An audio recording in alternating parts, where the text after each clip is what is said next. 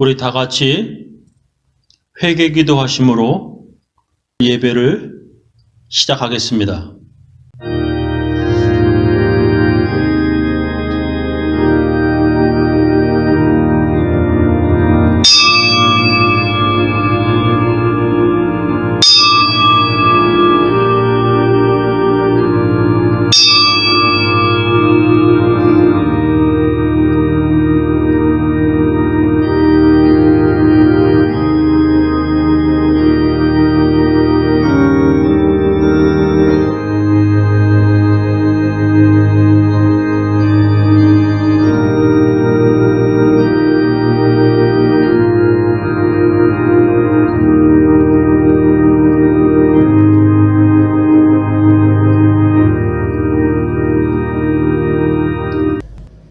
하나님 아버지, 7월 첫째 주 주일입니다. 오늘 성전에서 예배드리게 되는데 성전에 나오지 못하는 우리 교인들 각 처소에서 예배드릴 때에 주여 하나님의 말씀으로 은혜 받게 하여 주옵시고 그 말씀으로 살아가는 사람들, 하나님의 말씀을 기억하며 살아가는 사람들 되게 하여 주옵소서. 주여 코로나 바이러스로부터 저희들의 안전을 지켜 주옵시며 또한 주님 앞에 나올 그날까지 주여 저희들의 건강과 안전을 주님 보호하여 주시옵소서. 우리 교인들 각 처소에서 예배드릴 때 주님께서 동행하는 것이고 함께하여 주실 줄 믿사오며 예수님 이름으로 기도하옵나이다. 아멘.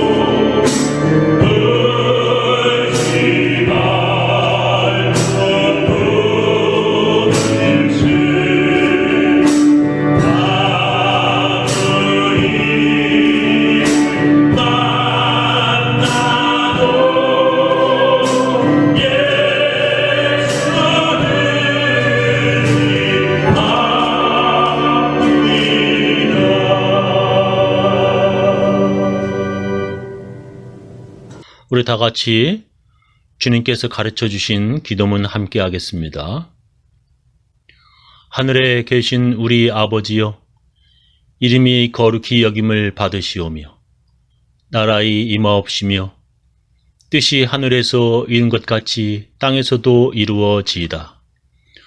오늘날 우리에게 일용할 양식을 주옵시고 우리가 우리에게 죄 지은 자를 사하여 준 것 같이 우리 죄를 사하여 주옵시고 우리를 시험에 들게 하지 마옵시고 다만 악에서 구하옵소서. 대개 나라와 권세와 영광이 아버지께 영원히 쌓옵나이다. 아멘. 우리 사도신경으로 우리의 신앙을 함께 고백하겠습니다. 전능하사 천지를 만드신 하나님 아버지를 내가 믿사오며 그 외아들 우리 주 예수 그리스도를 믿사오니 이는 성령으로 잉태하사 동정녀 마리에게 나시고 본디오 빌라도에게 고난을 받으사 십자가에 못 박혀 죽으시고 장사한 지 사흘 만에 죽은 자 가운데서 다시 살아나시며 하늘에 오르사 전능하신 하나님 우편에 앉아 계시다가 저리로서 산 자와 죽은 자를 심판하러 오시리라.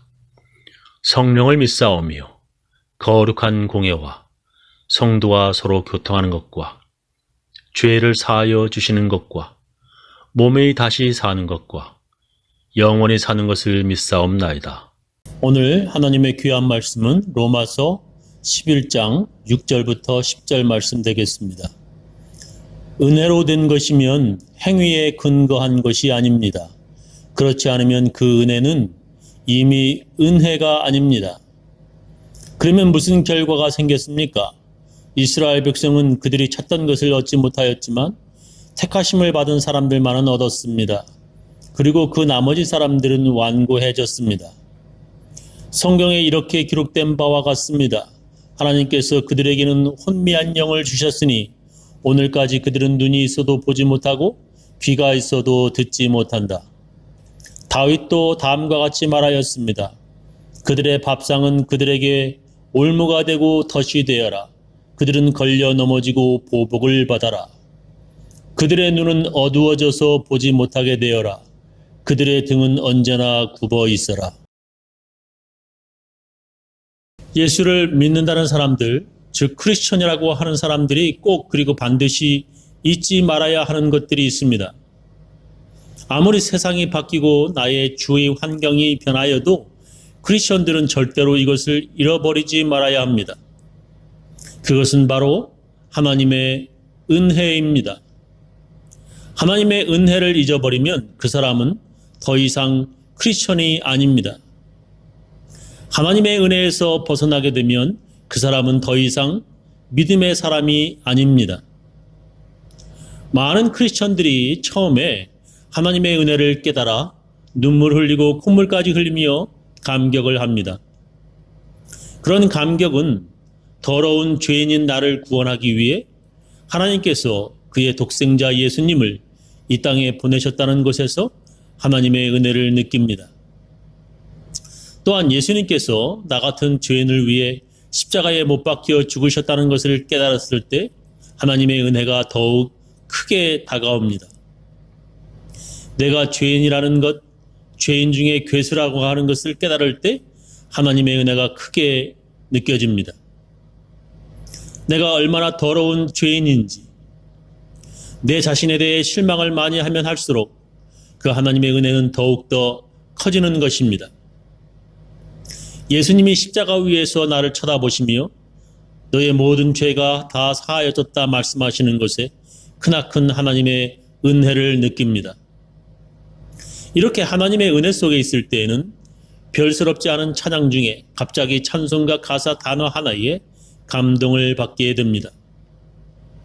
목사님의 설교를 들을 때 문득 하나님의 은혜가 기억나서 눈물을 흘리기도 합니다. 차를 타고 가다가도 문득 혼자 있을 때 갑자기 하나님의 은혜 때문에 흑 하고 눈물이 나기도 합니다. 그래서 이제부터는 거룩한 삶을 살겠다고 결심하며 예전과 다르게 열심히 신앙생활을 하며 살아갑니다. 그러다가 많은 사람들이 시간이 지나면서 점점 그 하나님의 은혜에서 조금씩 멀어집니다. 전에는 찬송 중에도 그리고 목사님의 설교를 듣는 중에도 느꼈던 감동과 감격이 이제는 사라져 눈물은커녕 콧물도 나오지 않습니다. 왜 이러는 것입니까? 왜 이렇게 되는 것입니까? 그것은 하나님의 은혜를 잊어버렸기 때문입니다. 더 정확히 말하면 하나님의 은혜에서 떠났기 때문입니다. 신앙생활이 뭐냐? 누가 내게 묻는다면 나는 신앙생활은 하나님의 은혜를 잊지 않기 위한 생활이라고 말하겠습니다. 구약에서 유대인들이 지금도 잊지 않으려고 하는 것은 이집트의 노예에서 해방된 하나님의 은혜입니다. 지금으로부터 4,000년 전에 일어난 출애굽을 유대인들이 지금도 잊지 않으려는 그들의 감격이 바로 하나님의 은혜인 것입니다. 그러나 어떤 사람들은 홍해에서 이집트 군사들은 모두 수장되고 자기들만 살아남은 그 놀라운 하나님의 은혜를 홍해를 건넌 후 며칠도 안 돼요 다 잊어버렸습니다. 사막에서 낮에는 구름 기둥으로 시원하게 밤에는 불 기둥으로 따뜻하게 그들을 보호하시는 하나님의 은혜를 그냥 자연적 현상으로 생각하고 잊어버렸습니다. 그런 하나님의 은혜를 잊어버린 자들은 고기 먹고 싶을 때는 메추라기로, 목마를 때는 반석에서 생수를 주시는 하나님의 은혜도 그저 별 놀라운 일도 안 되었습니다. 하나님의 은혜를 잊어버리면 감사도 없고 그저 불평과 불만만 있어 지도자인 모세와 다투기만 하는 것입니다. 그런 사람들에게는 하나님의 은혜가 없는 것입니다. 신앙생활은 하나님의 은혜를 잊지 않기 위한 생활이며 삶인 것입니다.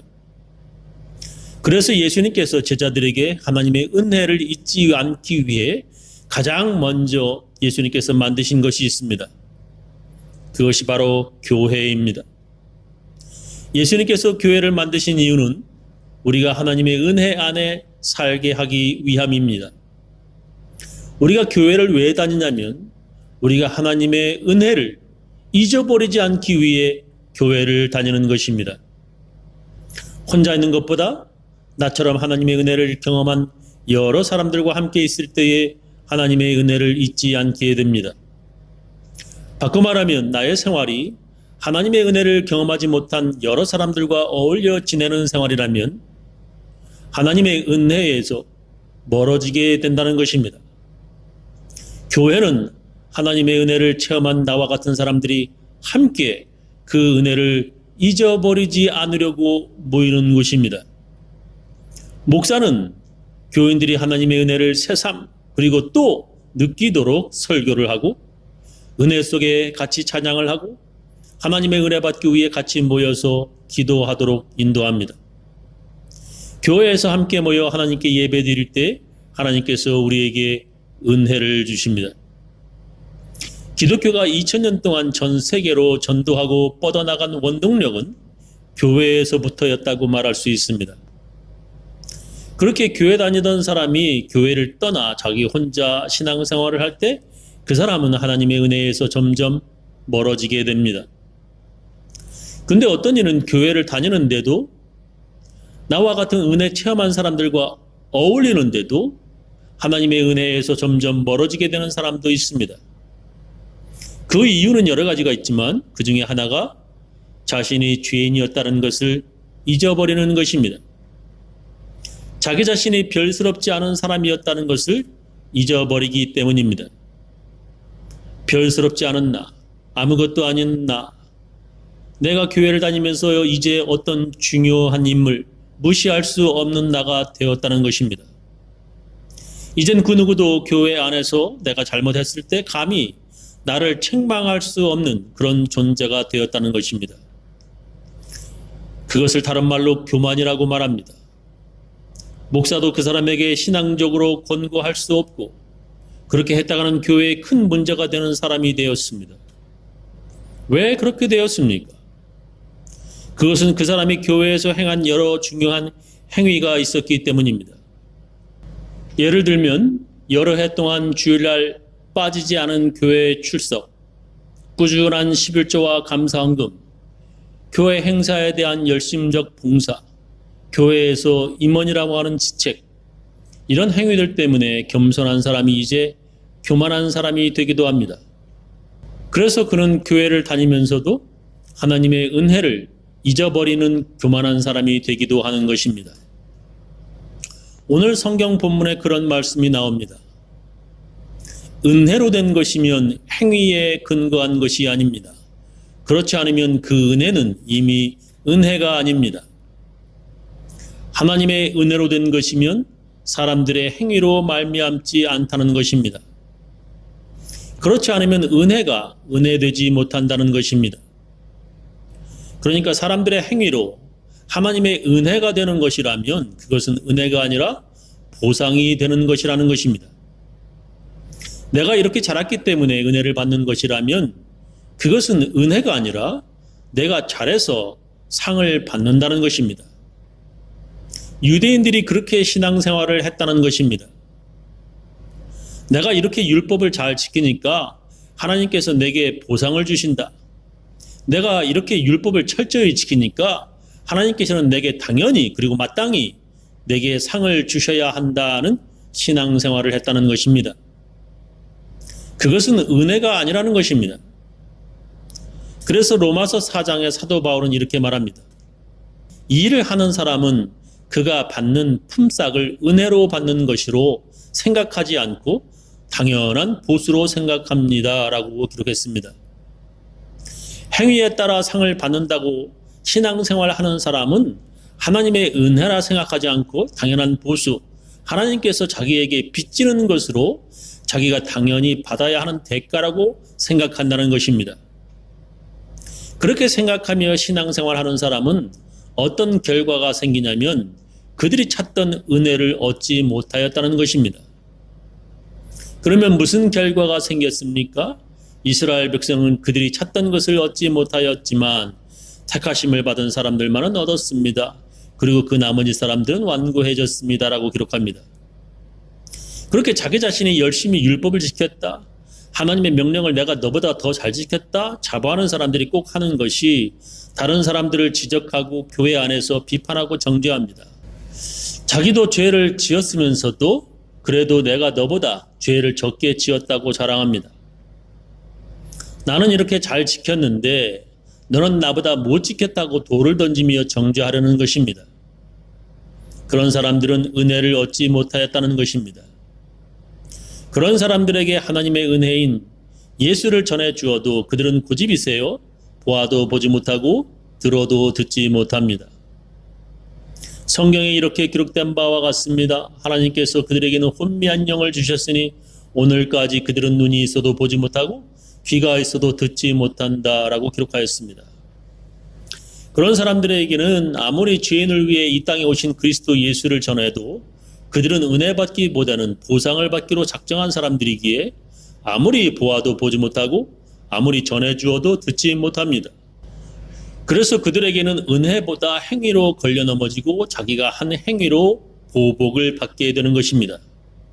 다윗도 다음과 같이 말하였습니다. 그들의 밥상은 그들에게 올무가 되고 덫이 되어라. 그들은 걸려 넘어지고 보복을 받아라. 그들의 눈은 어두워져서 보지 못하게 되어라. 그들의 등은 언제나 굽어 있어라 라고 기록했습니다. 은혜를 떠난 사람들의 눈은 어두워져서 하나님의 은혜를 보지 못하게 됩니다. 그들은 자기가 한 행위로 보상받으려고 언제나 등이 굽을 정도로 애를 쓰지만 하나님의 은혜를 얻지 못하는 것입니다. 우리는 그런 율법을 행하여 구원받는 사람들이 아니라 오직 예수 믿음으로 하나님의 은혜 받아 구원받은 사람들입니다. 저는 우리 교인들은 모두 행위로 보상을 받으려 신앙생활하는 사람이 아니라 하나님의 거저 주시는 은혜로 감격하며 신앙생활 하시기를 예수님의 이름으로 축원합니다. 우리 다 같이 찬양으로 하나님께 헌금을 드리도록 하겠습니다. 나의 생명 드리니 주여